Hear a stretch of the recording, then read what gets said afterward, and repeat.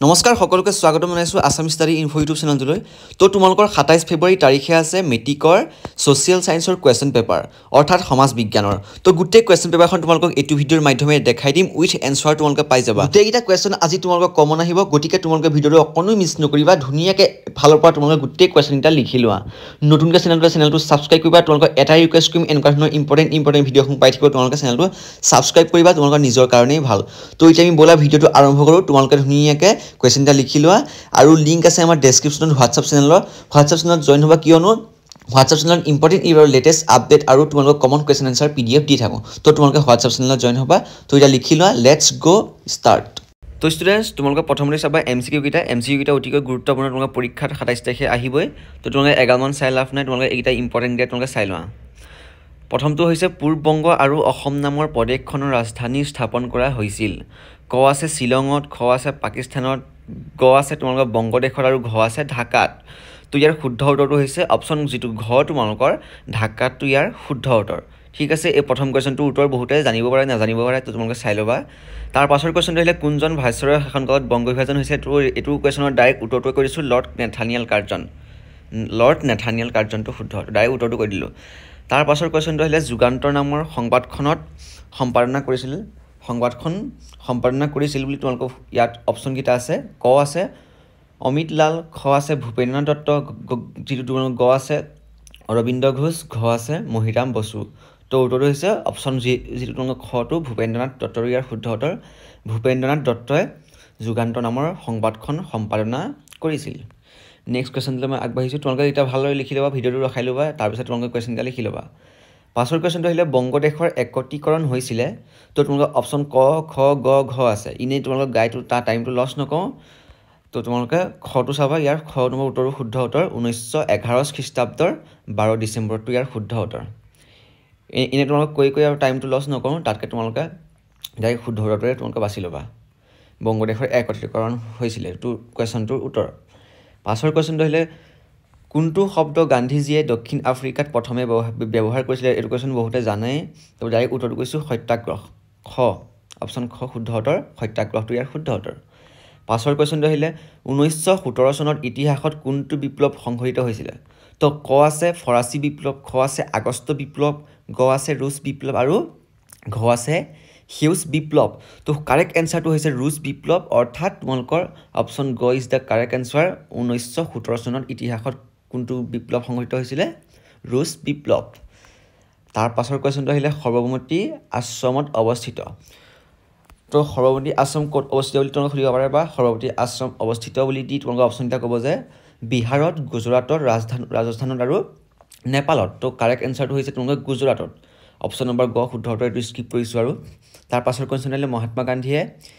Barrister উপাধি লৈ ভাৰতলৈ উভতি আহিছিল কিমান চনত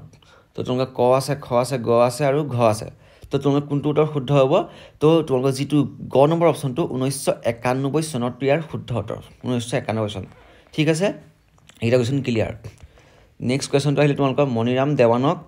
কোন বঙালী মুক্তিয়াৰে সহায় কৰিছিল ক আছে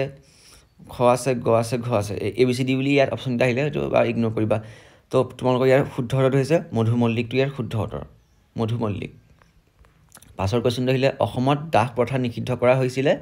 তো ABCD অপচন আছে তাৰ পিছত তোমালোকৰ বি নম্বৰ অপচনটো শুদ্ধ উত্তৰ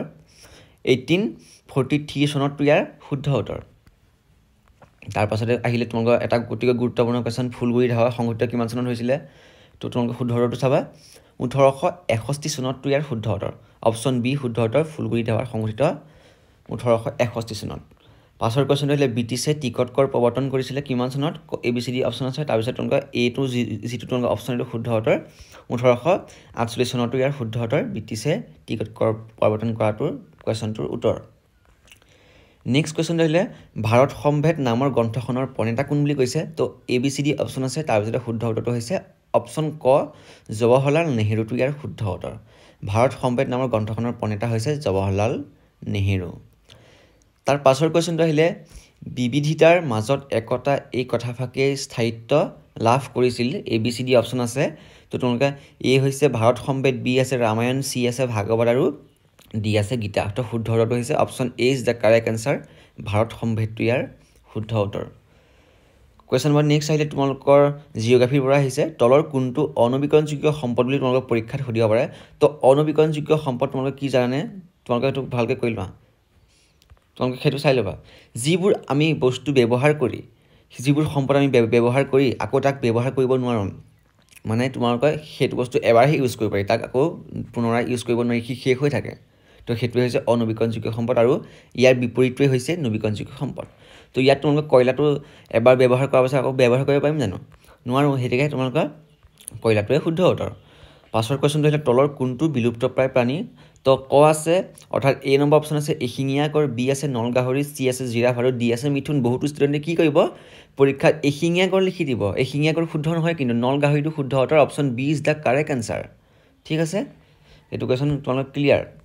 নেক্সট কুৱেশ্যনটো আহিলে তলৰ কোনটো দ্বিতীয়ক বৃত্তি হয়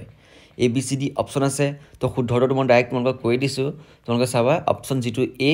শিল্পোৎপাদনটো ইয়াৰ শুদ্ধ উত্তৰ উৎপাদন প্ৰক্ৰিয়াটো ইয়াৰ শুদ্ধ উত্তৰ তলৰ কোনটো দ্বিতীয়ক বৃত্তি বুলি কৈছিলে তো শিল্পোৎপাদন প্ৰক্ৰিয়া তাৰ পাছৰ কুৱেশ্যন দিলে তলৰ কোনটো তৃতীয়ক বৃত্তি বুলি কয় তো তোমালোকে চাবা বেপাৰ বাণিজ্যটো ইয়াৰ তৃতীয়ক বৃত্তি এইটো কুৱেশ্যন ডাইৰেক্ট স্কিপ কৰিছোঁ আৰু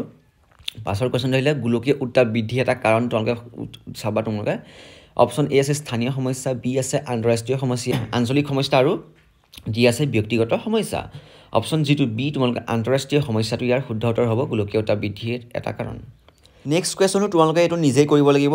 মই তোমালোকে গোটেইখিনি কুৱেশ্যন ময়ে কৈ দিছোঁ তোমালোকে এইটো কুৱেশ্যন নিজে কোৱা যে বহনক্ষম উন্নয়ন কি তো A B C D option আছে কোনটো উত্তৰ শুদ্ধ তোমালোকে পূৰা কমেণ্ট বক্সত স্পেম কৰি দিয়া নেক্সট তোমালোকৰ কুৱেশ্যনটো আহিলে যে তলৰ গেছবোৰৰ ভিতৰত কোনটো গোলকীয় উত্তাপ বৃদ্ধিৰ বাবে দায়ী নহয় A B C D option আছে এ আছে কাৰ্বন ডাই অক্সাইড অজন মিথেন আৰু নাইট্ৰাইট অক্সাইড তো শুদ্ধ উত্তৰ হৈছে অজন অপশ্যন বি শুদ্ধ উত্তৰ পাছৰ কুৱেশ্যনটো আহিলে বায়ুমণ্ডলত থকা নাইট্ৰজেন গেছৰ পৰিমাণ কিমান আছে তোমালোকে এইটো কোৱা নিজে বায়ুমণ্ডলত থকা নাইট্ৰজেন গেছৰ পৰিমাণ কিমান আছে কোৱা কমেণ্ট বক্সত যিমান পাৰা তোমালোকে কমেণ্টত জনাই দিয়া এইটো কুৱেশ্যন মই উত্তৰ নকওঁ আৰু তোমালোকে সৰুৰ পৰাই পঢ়ি আহিছা পাছৰ কুৱেশ্যনটো আহিলে ফকলেণ্ড দ্বীপটো কোন সাগৰত অৱস্থিত ফকলেণ্ড দ্বীপটো কোন সাগৰত অৱস্থিত বুলি তোমালোকক পৰীক্ষাত সুধিব এ বি চি ডি তোমালোকৰ অপশ্যন আছে আটলাণ্টিক উত্তৰ মহাসাগৰ প্ৰশান্ত মহাসাগৰ আৰু ভাৰত মহাসাগৰ তো শুদ্ধ হৈছে আটলাণ্টিক মহাসাগৰ option A is the correct answer পাছৰ কুৱেশ্যনটো আহিলে এছিয়া আৰু আফ্ৰিকা মহাদেশক কোনখন সাগৰে পৃথক কৰিছে তো এ আছে ভূমধ্য সাগৰ বি আছে লোহিত সাগৰ চি আছে কাস্পিয়ান সাগৰ আৰু ডি আছে আৰৱ সাগৰ শুদ্ধ উত্তৰটো হৈছে অপশ্যন যিটো বি লোহিত সাগৰটো ইয়াৰ শুদ্ধ উত্তৰ তোমালোকে ডাইৰেক্ট লোহিত সাগৰত মাৰি দিবা চিন নেক্সট কুৱেশ্যনটো আহিব যে তোমালোকৰ কোনখন মহাদেশৰ আকৃতি এটা উভুটা ত্ৰিভুজৰ দৰে এ আছে এছিয়া বি আছে আফ্ৰিকা চি আছে দক্ষিণ আমেৰিকা আৰু ডি আছে ইউৰোপ তো শুদ্ধ উত্তৰটো হৈছে তোমালোকৰ অপশ্যন যিটো চি দেখিছা দক্ষিণ America is the correct answer তোমালোকে ডাইৰেক্ট দক্ষিণ আমেৰিকাত তোমালোকে চিন মাৰি দিবা পাছৰ কুৱেশ্যন আহিলে পৃথিৱীৰ দীৰ্ঘতম নদী কি তোমালোকে কোৱাটো পৃথিৱীৰ দীৰ্ঘতম নদী কি নীল নদী ইয়াৰ শুদ্ধ উত্তৰ এইটো বহুতো কুৱেশ্যন বহুতো ষ্টুডেণ্টে জানে আৰু বহুতে নাজানে তো তোমালোকে চাবা 2011 চনৰ তথ্যমতে অসমৰ ভিতৰত আটাইতকৈ কম জনসংখ্যাৰ জিলা কোনখন তো তোমালোকে ইয়াত কাৰ্বি আংলং আছে ডিমা হাছাও আছে হাইলাকান্দি আছে ধেমাজি আছে তো ইয়াৰ ডিমা হাছাওটো শুদ্ধ উত্তৰ আৰু ঠিক আছে তাৰ পাছৰ কুৱেশ্যন দিলে জনসংখ্যাৰ ভিত্তিত অসমৰ দ্বিতীয় বৃহৎ জনজাতিটো হ'ল এ বি চি ডি আছে অপশ্যন বড়ো কাৰ্বি ৰাভা মিচিং আছে তো শুদ্ধ উত্তৰটো হৈছে Mising is the correct answer option D শুদ্ধ উত্তৰ 2001 চনৰ তথ্যমতে অসমৰ কিমান শতাংশ মানে তোমালোকৰ গাঁৱত বসবাস কৰে বুলি ইয়াত কৈছিলে তো অপশ্যন ডাইৰেক্ট শুদ্ধ উত্তৰ বিটো 87%। নেক্সট কুৱেশ্যন আহিলে তোমালোকৰ ভাৰত সংবিধান সভা গঠন হৈছিল এ বি চি ডি আছে তোমালোকৰ অপশ্যন তাৰপিছতে যিটো বি নম্বৰ অপশ্যনটো কেবিনেট মিছনৰ তাৎপৰতাত সেইটো তোমালোকৰ শুদ্ধ উত্তৰ পাছৰ কুৱেশ্যন আহিলে ফেডাছ শব্দৰ অৰ্থ কি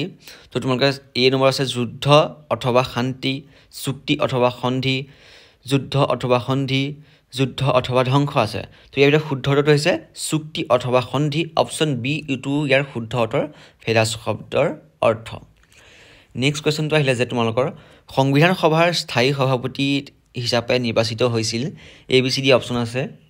তো শুদ্ধ উত্তৰটো হৈছে option B doctor Rajendra Prasad শুদ্ধ উত্তৰ তোমালোকে ভিডিঅ'টো এটা লাইক কৰি নিজৰ বন্ধু বান্ধৱীলৈ শ্বেয়াৰ কৰি দিয়ে যাতে সকলোৱে এইখিনি কুৱেশ্যন পায়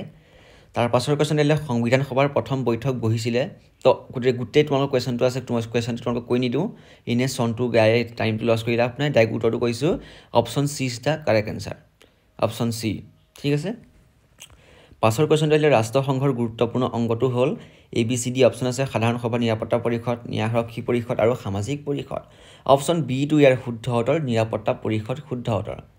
পাছৰ কোৱেশ্যনটো আহিলে ৰাষ্ট্ৰসংঘৰ প্ৰধান অংগ ABCD আছে 3টা 5টা 4টা 6টা আছে তোমালোকৰ শুদ্ধ উত্তৰটো ডাইৰেক্ট কৈছোঁ মই 6টা ইয়াত অপশ্যন ডিটো হয় 6টা শুদ্ধ উত্তৰ ৰাষ্ট্ৰসংঘৰ প্ৰধান অংগ নেক্সট কোৱেশ্যন আহিলে প্ৰথমে ৰাষ্ট্ৰসংঘৰ চনদত চহী কৰা ৰাষ্ট্ৰৰ সংখ্যা কিমান বুলি কৈছে ইয়াত 52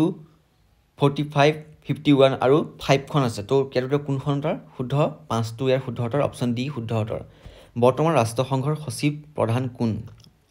ABCD অপশ্যন আছে তো অপশ্যন জিটো শুদ্ধ উত্তৰ এন্টনিও গুটেৰেছ ইয়াৰ শুদ্ধ উত্তৰ অপশ্যন ডি ঠিক আছে এডুকেশ্যন ক্লিয়াৰ তোমালোকৰ পাছৰ কোৱেশ্যন হ'লে তলত উল্লেখ কৰা মুদ্ৰাৰ প্ৰকাৰৰ ভিতৰত অবিহিত মুদ্ৰা হ'ল ABCD অপশ্যন আছে কাগজী মুদ্ৰা ধনাদেশ মুদ্ৰা ধাতু মুদ্ৰা আৰু আদেশ মুদ্ৰা অপশ্যন ডিত আদেশ মুদ্ৰা আছে তো শুদ্ধ উত্তৰটো হৈছে অপশ্যন তোমালোকৰ আদেশ মুদ্ৰাটো শুদ্ধ উত্তৰ